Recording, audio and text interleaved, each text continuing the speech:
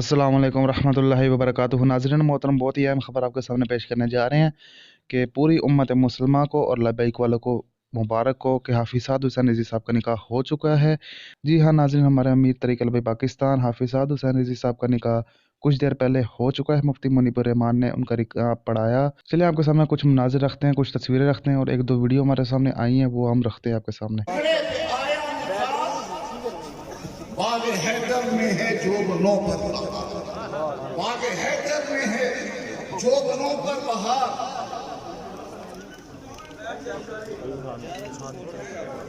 ताबिशों नाजिशों की है आई घड़ी, ताबिशों नाजिशों की है आई घड़ी।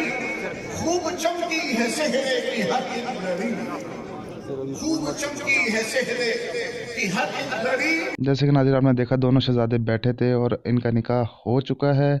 कुछ देर पहले इनका निकाह हुआ है। मज़ीद शादी की मालूमात के लिए हमारे चैनल को ज़रूर सब्सक्राइब करें।